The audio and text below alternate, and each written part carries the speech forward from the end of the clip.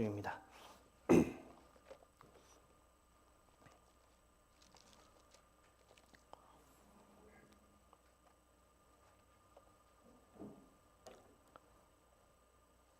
사도행전 2장 37절로부터 42절까지에 있는 말씀, 우리 말씀을 다 찾으셨으면 이 말씀 우리가 한 목소리로 합독하여 읽도록 하겠습니다. 그들이 이 말을 듣고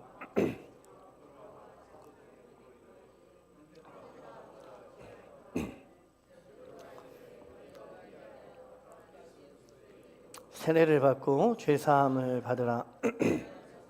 선물을 받으리니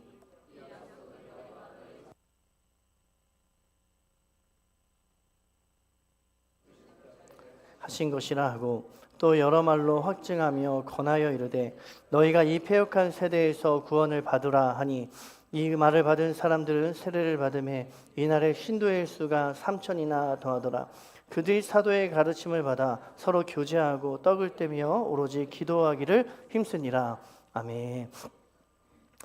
오늘 이제 본문은 저희가 이제 추수감사주일에 세례식과 이제 성찬식이 있기 때문에 그에 관한 말씀을 따로 준비하려고 했습니다. 그런데 또 그 사도행전 원래 저희가 하고 있었는데 마침 이제 이번에 다뤄야 될 본문이 세례와 성찬에 대한 말씀이 같이 있는 말씀이기 때문에 특별히 뭐 다른 본문을 정하는 것이 아니라 우리가 원래 하던 사도행전의 말씀을 따라서 이렇게 진행을 하면 되겠다라는 생각을 하게 되었습니다.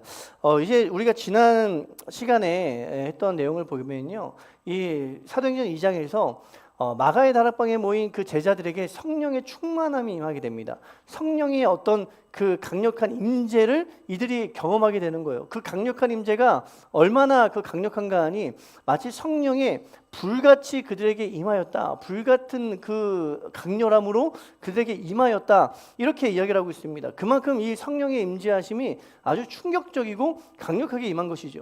그런데 이 성령의 임재하심을 경험한 이 제자들이 첫 번째 한 것이 무엇이겠습니까?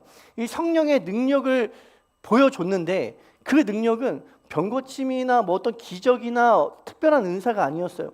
그 첫 번째 성령의 능력은요, 이 말을 통해서 나타났습니다. 말. 이 베드로의 설교이죠. 베드로가 갑자기 그들 가운데서 벌떡 일어나더니 설교를 하기 시작하는 거예요. 근데 이 설교가 이 당시의 사람들이 모두 알고 있던 구약의 내용들을 다시 해석하기 시작하죠. 다시 해석하면서 그 내용들이 결국에는 예수 그리스도를 가리키는 것이다 라는 것을 분명히 보여주고 있습니다. 그러니까 이 성령의 능력이 어떻게 보면은 이 베드로의 닫혔던 눈을 열어주시는 능력이 되었던 거예요.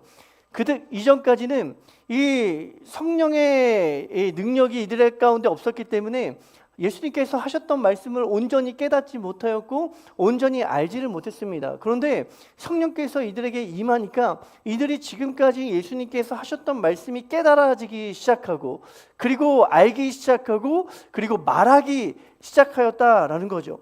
그러니까 이 베드로의 설교를 들은 사람들이, 그런데 오늘 본문에 또 한 번 놀라운 반응들이 일어나게 됩니다.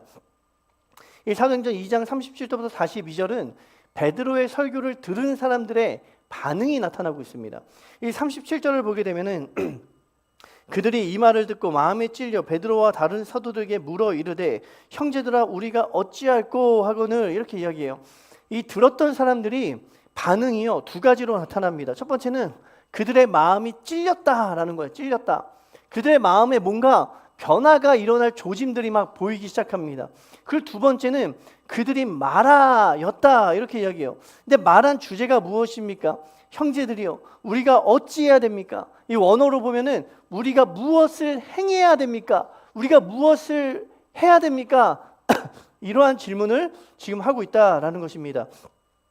그러니까 이거에 대해서 베드로가 이제 이야기를 하는 거예요. 회개하고 너희가 각자 세례를 받으라, 회개하고 세례를 받으라, 이렇게 이야기합니다. 이 37절과 38절에 이 놀라운 그 성령께서 임재하실 때의 놀라운 반응들이 나타납니다. 첫 번째는 그들의 마음이 찔렸다라는 거예요. 이것이 원어로 보면은 능동태가 아니라 수동태입니다. 이 수동태라는 말이 뭐냐면 이들이 적극적으로 본인들이 원해서 그렇게 한 것이 아니라 그들의 마음을 스스로 내가 회개해야겠다, 이러한 반응을 한 것이 아니라 뭔가 마음에 찔림을 받았다라는 거예요. 뭔가 그들 안에서 뭔가가 막 역사하기 시작했다라는 거죠. 그러니까 그들이 말이 터져 나옵니다. 무엇을 말하는가 하니 간절하게 형제들이요, 우리가 어찌해야 됩니까? 우리가 무엇을 해야 됩니까? 라는 간절한 말을 하기 시작하는 거예요. 그러니까 이들은 사전적으로 지식이 없는 거죠. 어떤 지식이 없습니까? 우리가 지금 성령을 받을 때 우리가 예수 그리스도에 의해서 구원을 받기 위해서는 어떻게 해야 되는지에 대한 그런 그 지식이나 알미 없었습니다. 그렇지만 원함은 있는 거예요. 원함이 생기기 시작합니다. 이 베드로의 설교를 듣고는 내가 구원받고자 한다. 내가 지금 죄인인 걸 깨닫게 되고 내가 이제 예수 그리스도를 통해서 구원받고자 한다라는 그 간절한 열망들이 막 생기기 시작하는 거예요. 그런데 방법을 모르잖아요. 그러니까 제자들에게 물어봅니다. 형제들이여, 우리가 무엇을 해야 됩니까? 간절하게 이 제자들에게 간구하는 거예요. 우리가 마태복음에 보게 되면은 산상수훈이라는 것이 있습니다. 거기 보면 8가지 복에 대한 내용이 나오잖아요. 근데 그 복에 대해서 첫 번째가 무엇입니까? 심령이 가난한 자는 복이 있다. 왜냐하면 천국이 저희들의 것이기 때문이다. 이렇게 이야기를 하고 있어요. 이 심령이 가난하다는 게 무엇이겠습니까? 이거예요. 바로 그 형제들이 우리가 무엇을 해야 됩니까? 에 대한 질문을 하는 거죠. 간절하게 이 간절함이 느껴지십니까? 이들이 간절한 거예요. 우리가 정말 원하는데 방법을 모른다라는 거죠. 원하는데 우리가 어떻게 해야 될지를 모르겠다라는 것입니다. 그러니까 이들이 이 제자들 앞에 엎드려서 간구하기를, 그 형제들이요, 우리가 어찌해야 됩니까? 무엇을 행해야 됩니까에 대한 그 간절한 심령이 가난한 마음을 가지고 그들 앞에 지금 질문을 하고 있다라는 거죠. 거기에 대해서 이 베드로가 무엇을 이야기하는가 하니 회개하고 너희가 각자가 세례를 받으라, 이렇게 이야기를 하고 있습니다. 이게 38절의 말씀이죠. 그래서 베드로가 이르되 너희가 회개하여 각각 예수 그리스도의 이름으로 세례를 받고 죄 사함을 받으라. 그리하면 성령의 선물을 받을 것이다. 이렇게 이야기합니다. 이 회개하고 세례를 받으라, 죄 사함을 받으라라고 이야기하는데 조건이 하나 있습니다. 그게 무엇이냐면 예수 그리스도의 이름으로라는 그 내용입니다. 그러니까 이들이 단순히 그냥 이 세례라는 형식만으로 구원을 받는다라는 것이 아니라는 거예요. 이들이 구원받기 위해서는 예수 그리스도의 이름을 알아야 된다라는 거죠. 예수 그리스도께서 행하신 그 내용들을 알아야 된다라는 거예요. 그리고 그 내용들 가운데 이들이 이 세례를 받는 그 결단과 헌신이 필요하다, 이렇게 이야기를 하고 있습니다. 우리가 예수 그리스도의 이름으로 세례를 받으라라고 할 때에 그 예수 그리스도의 이름이라는 그 내용이 단순히 예수님의 이름을 아는 그 단어로서의 예수님이 아니죠. 여기서 예수 그리스도의 이름이라는 그 내용은 예수 그리스도 이름 위에 세례를 받아라, 예수 그리스도 이름이라는 이름 위에 죄 사함을 받으라라는 의미를 가지고 있습니다. 이 이름 위에 세례를 받고 이름 위에서 죄 사함을 받는다는 게 무슨 말이겠습니까? 바로 예수 그리스도의 행하신 일들 가운데에서 그 행하신 일들을 믿고 따름으로 말미암아 너의 인생을 그 터 위에 세워가라, 이렇게 이야기를 하고 있는 거예요. 우리가 성경에서 반석 위에 집을 지은 그 성경의 말씀을 알고 있습니다. 이 모래 위에 집을 지은 집은 폭풍이 오고 물결이 걷을 때 그 집이 무너지잖아요. 그런데 반석 위에 지은 집은 폭풍이 와도 물이 거센 바람이 몰아쳐도 그 집이 무너지지 않는다라는 거예요. 이것을 지금 베드로가 그 이야기를 하고 있는 거죠.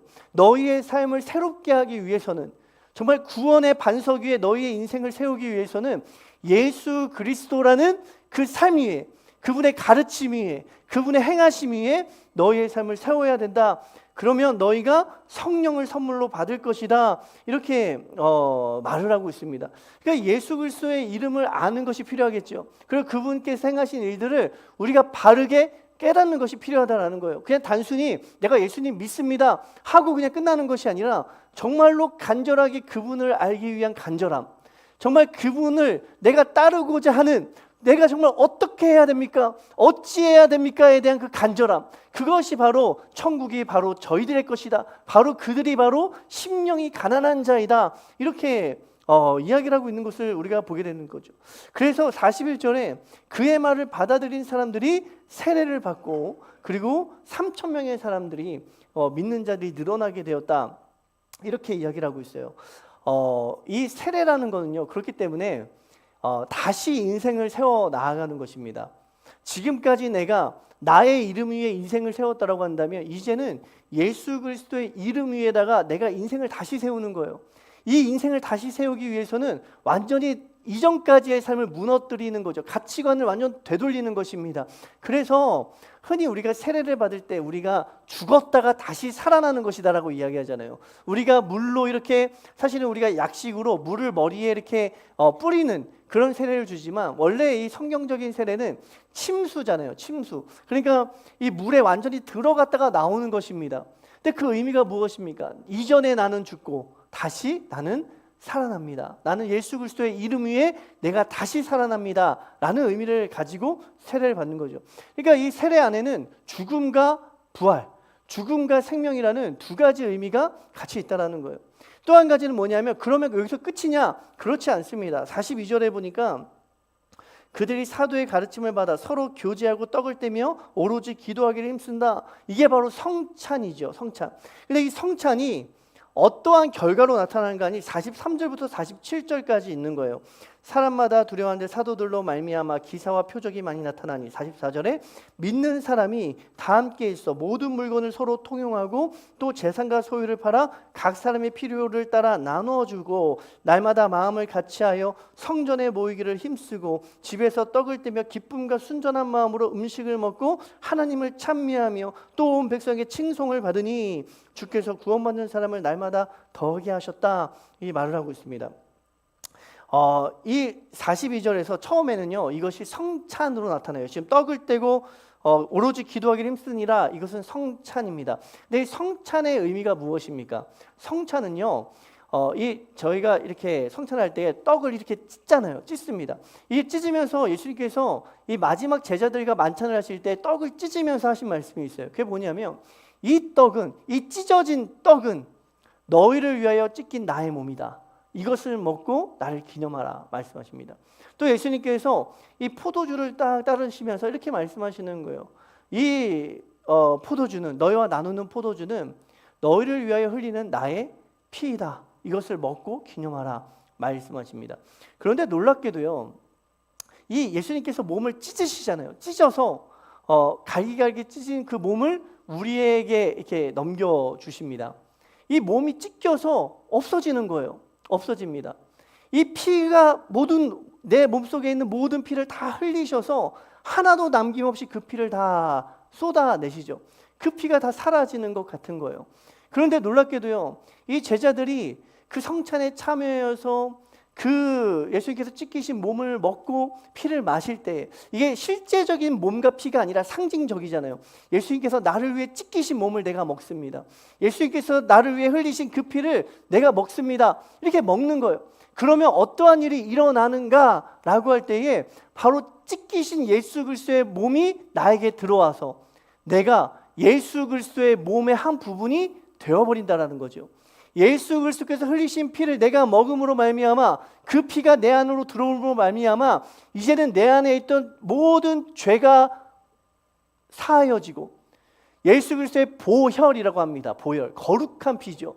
거룩한 피로 말미암아 나의 몸이 이제는 죄 씻음 받은 정결한 몸이 된다라는 의미를 가지고 있어요. 그래서 놀랍게도요, 예수님께서 그 몸을 다 찢으셔서 나눠주셨는데 바울이 뭐라고 합니까? 바울은요, 그 살과 피를 먹은 너희가 예수 그리스도의 몸이다 라고 이야기해요. 너희는 거룩한 성전이요 예수 그리스도의 몸이다, 이렇게 이야기를 하고 있어요. 예수 그리스도의 몸이 다 찢겨서 사라진 줄 알았는데 알고 봤더니 우리 안에서 예수 그리스도의 몸이 다시 하나의 몸으로, 각 성도가, 찢긴 몸을 먹은 각 성도가 예수 그리스도의 온전한 몸을 이루는 한 공동체가 되었다, 이렇게 이야기하죠. 그래서요, 이 예수 그리스도의 몸에 참여하는 사람들은요, 이제는 지금까지 자기의 생각대로 살아갔던 삶이 아니라 이제는 예수 그리스도의 몸으로서 살아가게 되는 거예요. 예수 그리스도의 몸으로서 거룩한 자들로서 살아가게 되는 것이다. 이것이 바로 성도 아니겠습니까? 거룩한 백성들이라는 의미를 가지고 있어요. 그러면 그러한 사람들은 어떻게 살아갑니까? 43절에 보니까 성찬에서만이 아니라 43절에 44절과 5절에 보니까 믿는 사람이 다 함께 있어 모든 물건을 서로 통용하고 또 재산과 소유를 팔아 각 사람의 필요를 따라 나눠주고 날마다 마음을 같이하여 성전에 모이기를 힘쓰고 자기의 것을 찢기 시작한다라는 거예요. 예수 그리스도의 찢겨진 몸으로 생명을, 새로운 삶과 생명을 얻은 백성들은요, 이제는 나의 것을 찢기 시작합니다. 나의 것을 나누기 시작합니다. 나의 욕심을 내어버리기 시작하는 거예요. 그러니까 그들의 공동체 안에 어떤 일이 일어납니까? 기쁨과 순전한 마음으로 음식을 먹고 하나님을 찬미하고 또 온 백성에게 칭송을 받는다. 온 백성에게 칭송을 받는다라는 것은요, 이들의 삶이 세상의 모습과 달랐다라는 겁니다.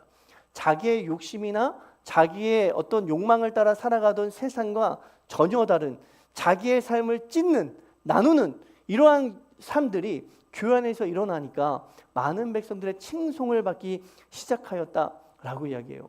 그러니까 이 성찬에서도 죽음과 생명이 있네요. 예수님께서 자기의 몸을 찢었더니 그 안에서 새로운 삶이 나타나기 시작합니다.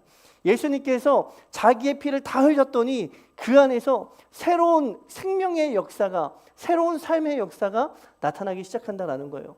오늘 특별히 이 세례가 있습니다. 세례는요, 새로운 생명이 이제 예수님으로 말미암아 내가 새롭게 태어나는 그 삶이 많은 사람들에게 선포되는 시간이죠. 나는 이제 과거에 나는 죽었습니다. 나는 예수 그리스도의 그 찢기신 몸과 피로 말미암아 새로운 생명, 새로운 인생이 되었습니다를 선포하는 시간이 바로 세례식입니다. 그런데 이 세례식을 앞두고 금요일 날 제가 갑자기 전화를 받았는데 우리 사랑하는 고금호 이제 집사님께서 소천하셨다라는 그 전화를 받게 된 거예요.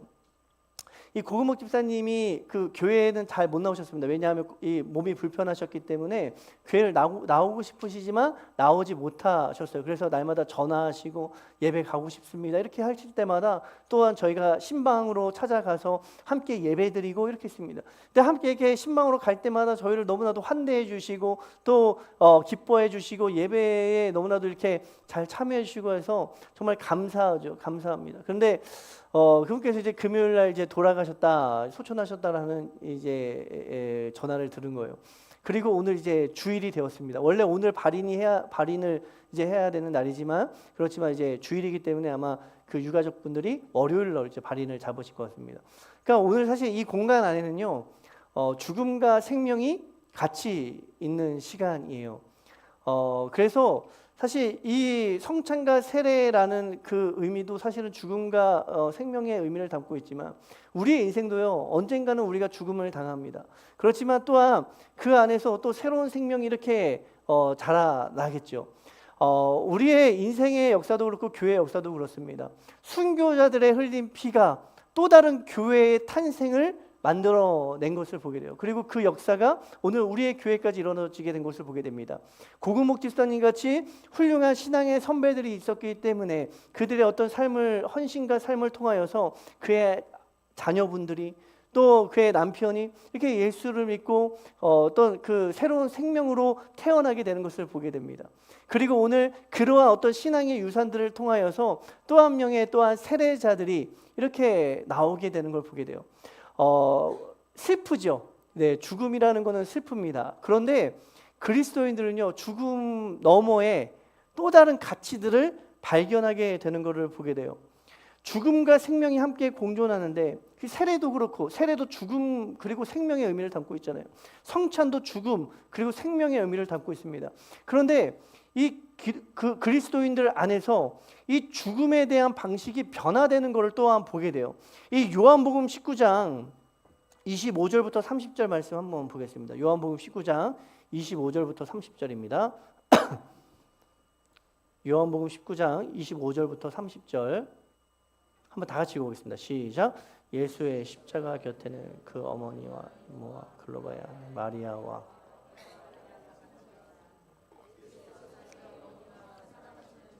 곁에 서 있는 것을 보시고 자기 어머니께 말씀하시되 여자여 보소서 아들이니이다 하시고 또 그 제자에게 이르시되 보라 내 어머니라 하신대 그때부터 그 제자가 자기 집에 모시니라. 그 후에 예수께서 모든 일이 이미 이루어진 줄 아시고 성경을 응하게 하려 하사 이르시되 내가 목마르다 하시니 거기 신 포도주가 가득히 담긴 그릇이 있는지라. 신 포도주를 적신 해면을 우슬초에 매어 예수의 대니 예수께서 신 포도주를 받으신 후에 이르시되 다 이루었다 하시고 머리를 숙이니 영원히 떠나가시니라. 여기 보면은 요한복음 19장은 예수님께서 십자가에 달려 죽으실 때의 모습을 기록하고 있습니다. 슬픔이 가득한 장면이에요.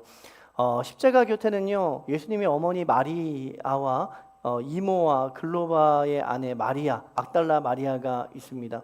그리고 예수님께서 자기가 이제 죽을 것을 아시고 사랑하는 제자에게 말을 하죠. 26절에 보니까 사랑하는 제자가 곁에 서 있는 것을 보시고 자기 어머니께 말씀하시되 여자여 보소서 아들이니이다.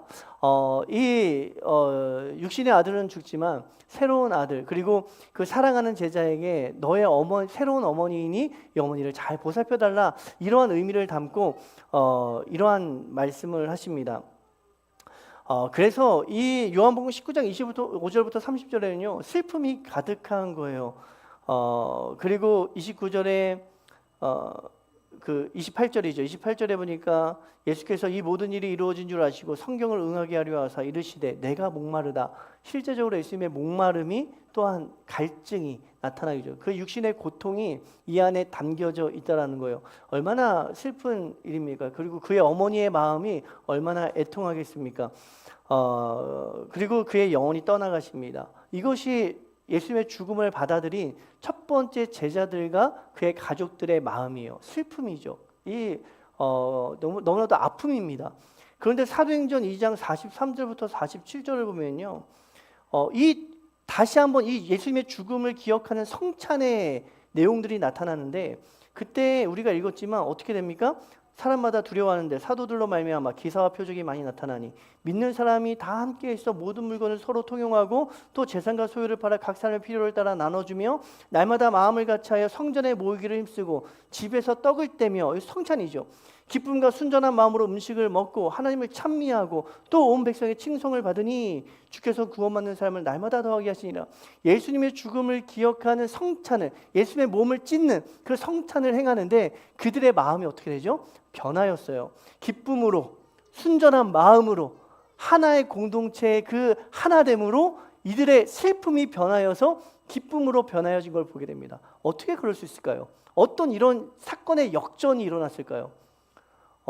죽음 이후에 부활에 대한 소망을 보았기 때문이다. 분명합니다. 슬픔의 날이 기쁨의 날로 역전이 되는 거예요. 죽음 이후에, 부활 이후에 소망을 바라보기 때문이다라는 거죠. 죽음이 생명의 시작이다라는 믿음이 있었기 때문이에요. 죽음이 끝이 아니라 바로 그곳에서 생명이 시작된다라는 믿음이 있었기 때문에 이들이 그날을 기뻐할 수 있었다라는 것입니다. 오늘 이 시간에 우리가 함께 이 세례와 성찬에 참여하게 될 것입니다. 이럴 때에 이 세례의 의식은 새로운 생명이 살아나는 시간입니다. 이 시간에 우리가 함께 참여할 때에 이 새로운 한 생명의 시작을 축복해 주시고 함께 이 예식에 기쁜 마음으로 동참하여 주시기를 주님의 이름으로 축원드립니다. 이 시간에 함께 세례식을 진행하려고 하는데요.